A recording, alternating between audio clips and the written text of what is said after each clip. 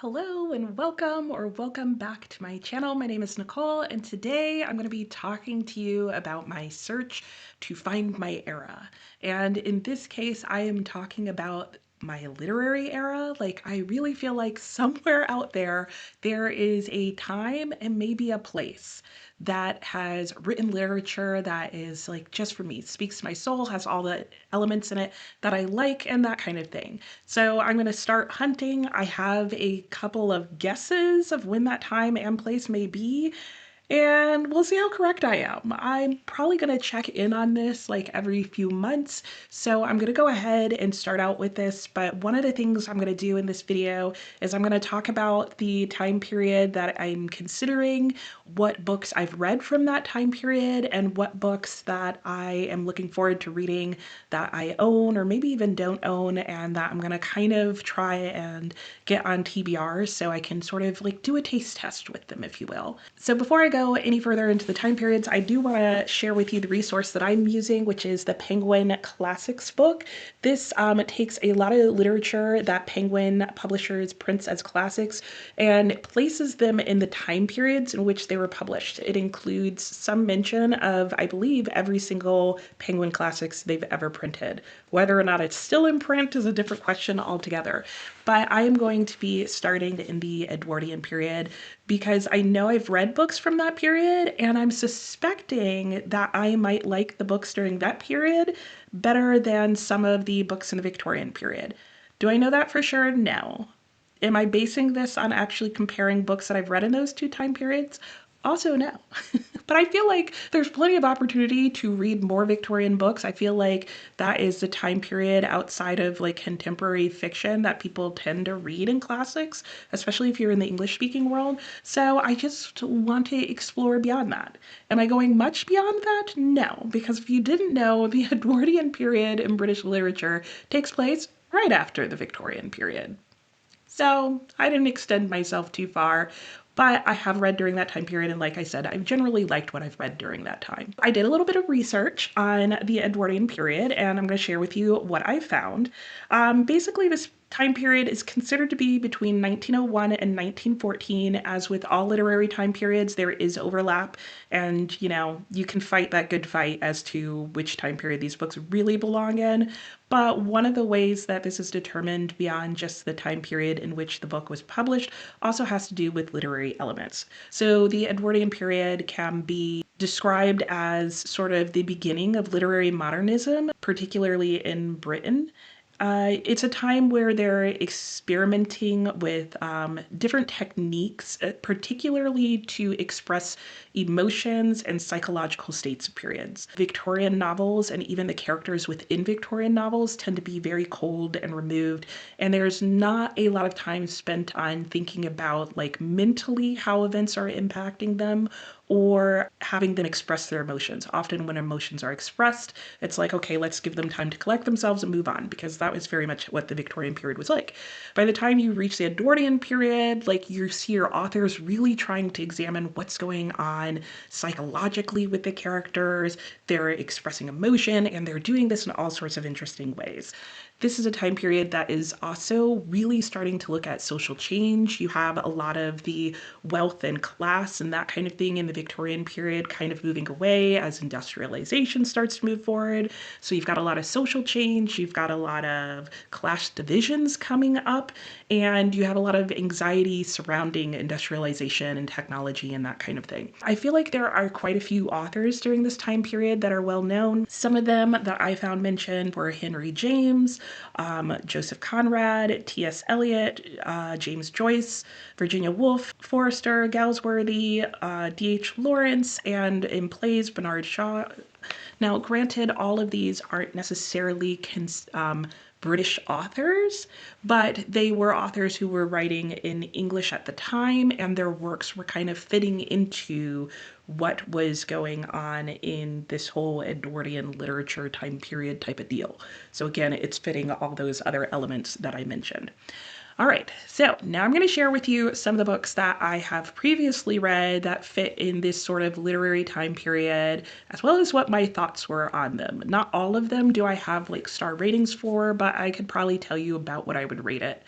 And I'm going to go ahead and start with Joseph Conrad. I have read both Lord Jim and The Heart of Darkness. Both of these were books that I read in college, and they came up in quite a few classes. I think I've read Lord Jim twice, and I read The Heart of Darkness 5 times. Other than Things Fall Apart, it's the book that I've read the most in my life, and not because I enjoyed it. In fact, I really do not get along with Joseph Conrad's writing style. I feel like it's very like floral, over the top, way too experimental, and just too wordy and too much. I don't like it. It just doesn't compute in my mind well, and I don't think I truly understood the story and plot line of that book like on my own without notations until I had read it the 5th time. And I have no desire to read it again. I tried once like a year or two ago and read the first page and I was like, oh yeah, that's right. That's why I don't like that book. So if I had to give it a star rating today, it would probably be a 2. I just don't like it. Like I guess I could see its literary merit, but it's just not personally for me.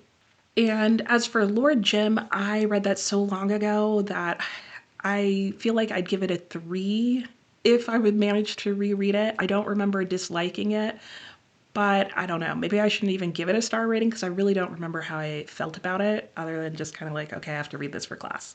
Okay, now we get to move on to things during this time period that I've read and did like, starting with Peter Pan.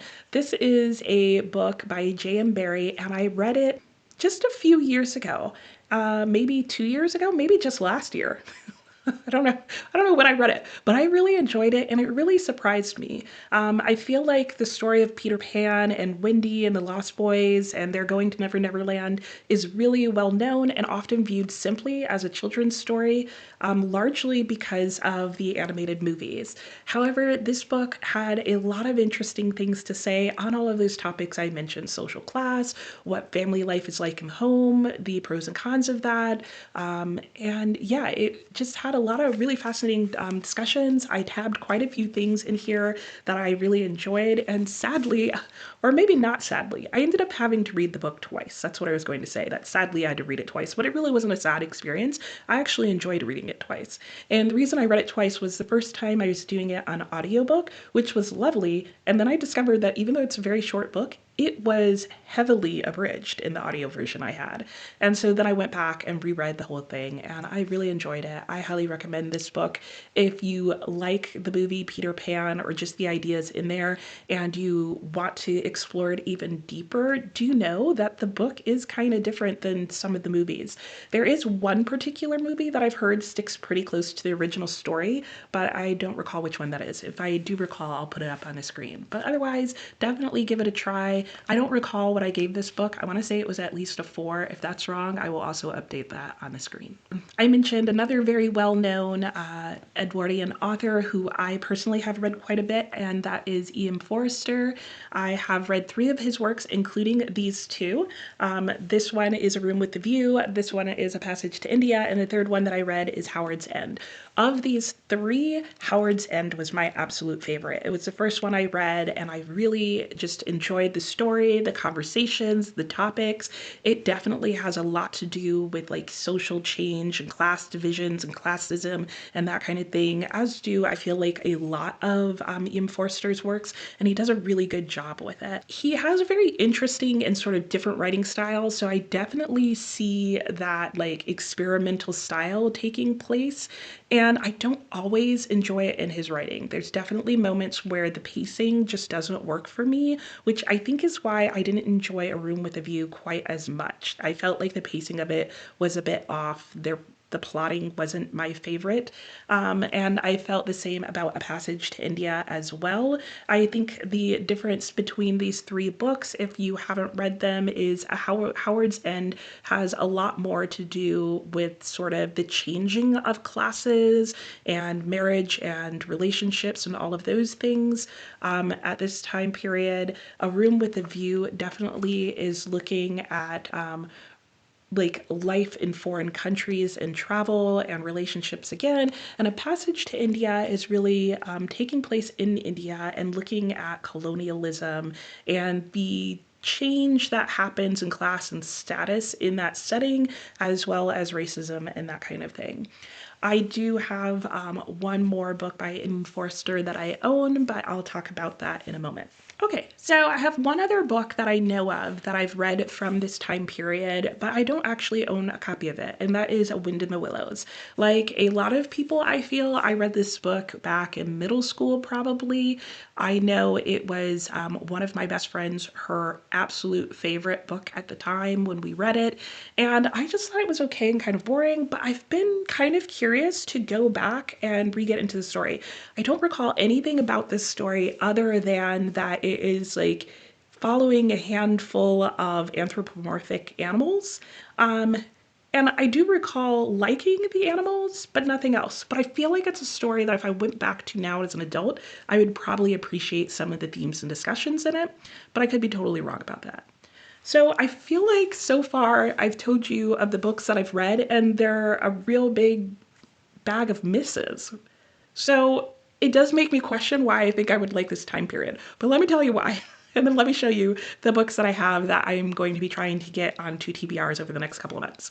So I think my main reason for thinking that I would like this time period is because of the discussions that come up.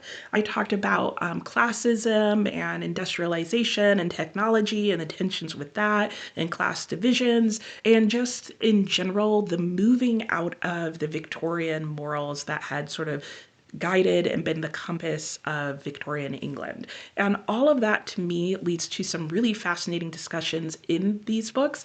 I think what has typically been a miss for me when I'm reading the books is I'm not always liking the experimental styles that they go into. I'm not always liking the writing style that comes up. So I think for me in the books that I have on my TBR, which are these right here, and whether or not I like them is largely going to depend on the writing style. So I'm going to share with you what these books are, and we're also going to read the first like sentence or paragraph of each, just so that, you know, I have a little sneak preview of what I have signed up for. So I think I mentioned that I had another work of Forster, so I'm going to talk about that first. This is The Longest Journey.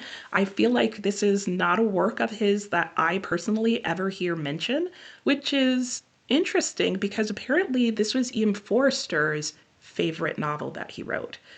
I don't know if that's a good or a bad thing. He generally tended to be pretty discontent with what he wrote. So I guess I have some hope that he thinks that this is his best. I don't really know. According to the back of this book, this is a tragicomedy of manners, personalities, and worldviews, which to me sounds like Forster in general. And in it, he's exploring the idea of England, which apparently he continued to develop this idea into Howard's End.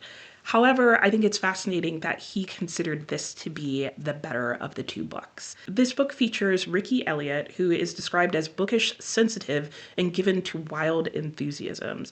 And he's made for life at Cambridge, where he can subsist on a regimen of biscuits and philosophical debate. But he is also love smitten and he leaves his natural habitat. And the back of this book makes me really interested. I love like the idea of following a sensitive, like bookish, you know, nerdy kind of character who then falls in love. It reminds me a bit of Human Bondage as well, where I feel like my heart is just going to be very torn about like somebody giving up their dreams for a woman who I may or may not like. We'll see how it goes in actuality. Like I said, I've really only truly enjoyed one of the three books of Forster's I've read. Let's see how it opens. It says, "The cow is there," said Ansel, lighting a match and holding it over the carpet. No one spoke. He waited till the end of the match fell off. Then he said again, "She is there, the cow. There, now." What? Clearly, we're not getting much out of the first paragraph of that book, but we'll see how it goes when I get to it. I'm glad I reread the back of that because it reminded me of why I picked the book up in the first place, beyond the fact that Forster wrote it. I also picked it up just because the premise of it sounds like something I would enjoy following. Another author that I'm pretty sure I have read from before, but I can never quite remember because I frequently feel like I'm getting his work confused with Henry James. Anyway, I'm talking about D.H. Lawrence, and I own Sons and Lovers. I thought I also owned Lady Chatterley's Lover, and she might be tucked back in there somewhere. In fact, I think she's tucked behind some other books, and that's why I couldn't find it. But this is the one that I haven't read, and I know that for sure.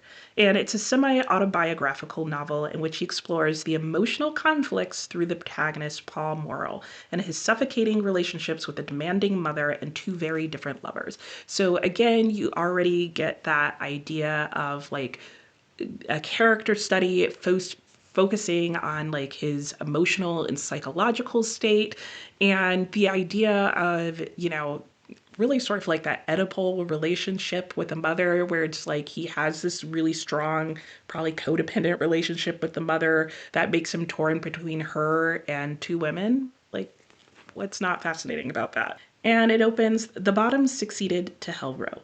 Hell Row was a block of thatched, bulging cottages that stood by the brookside on Green Hill Lane." So just a basic setup. And if I'm correct that I have read Lady Chatterley's Lover before, then I recall liking the writing style and thinking that was fine, but the pacing being very slow. So we'll see how it goes with this one. But this is definitely the next D.H. Lawrence that I would read whenever I pick this up.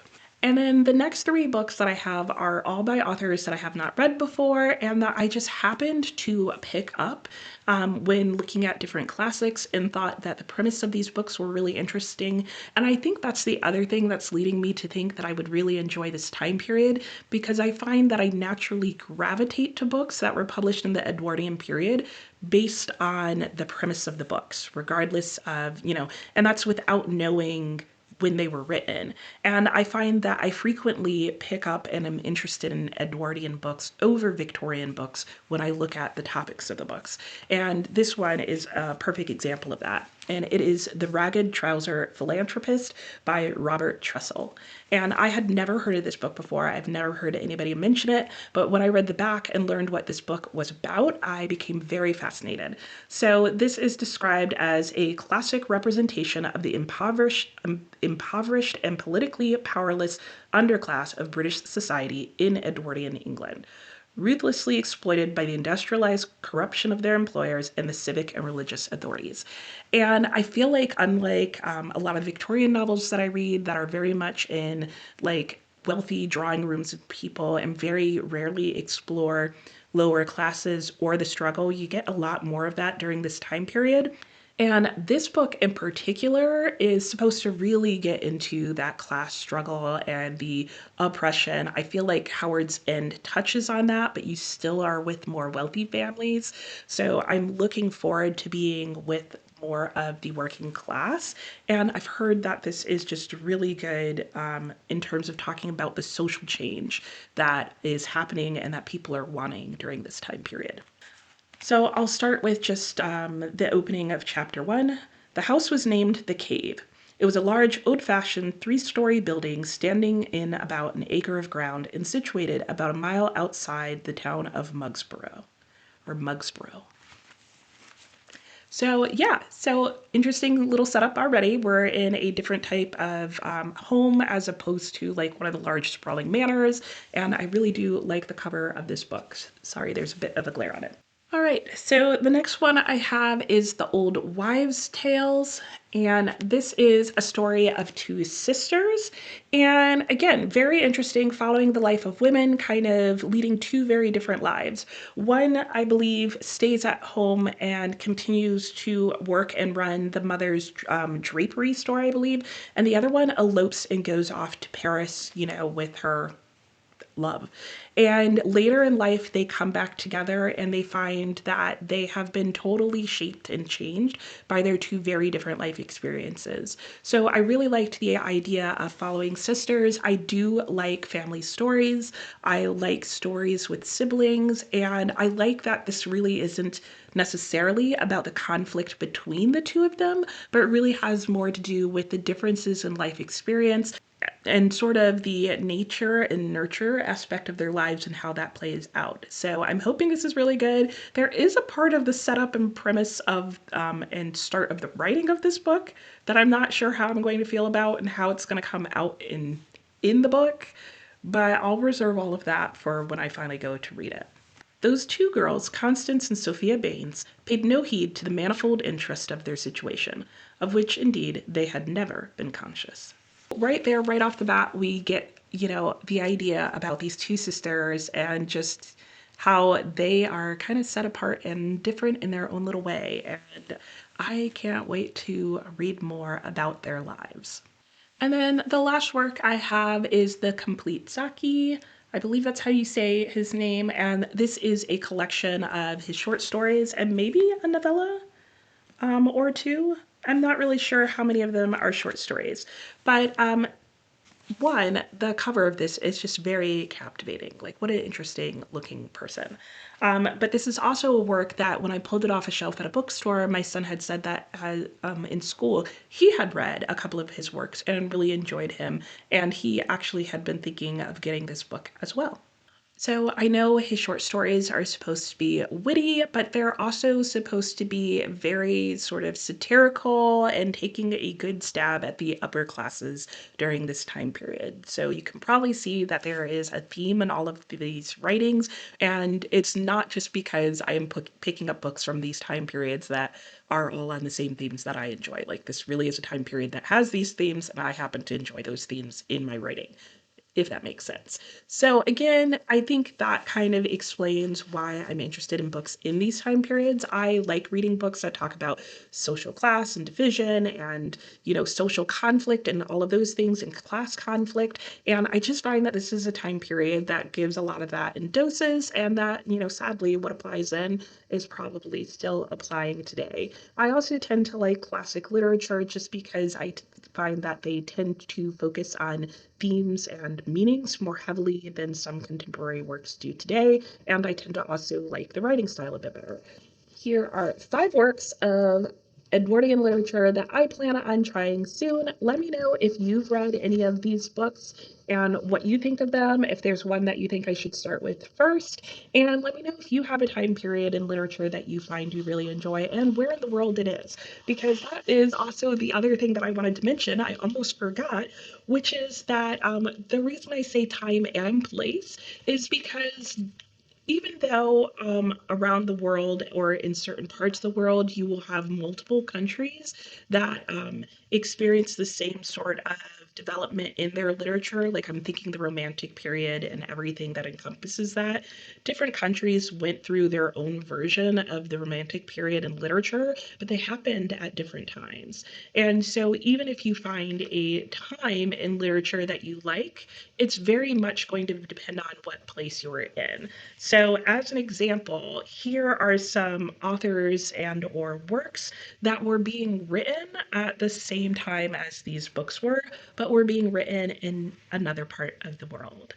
There was The Jungle coming out by Upton Sinclair, and then some well-known authors that were writing during this time period. In France, you had Colette and Proust. You also had Chekhov, who was publishing a lot of his short stories. In Japan, you had Soseki, who came out with I Am a Cat and Kokoro. You have Henry James, who was publishing works both in the US as well as in Britain. You have Thomas Mann publishing a lot of works in Germany, and you also have Edith Wharton publishing works in the US. And I did also mention that Virginia Woolf, also some of her work is not just published, but considered part of Edwardian literature.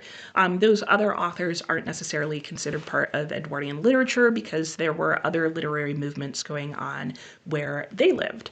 And so again, it's kind of fun to explore a time period, but you have to remember that it is really connected to place. So maybe at some point while I'm exploring these Edwardian books, I'll also compare them to what was going on in some of those other countries and authors that I mentioned to see if maybe there was something else going on in another part of the world that I like even better.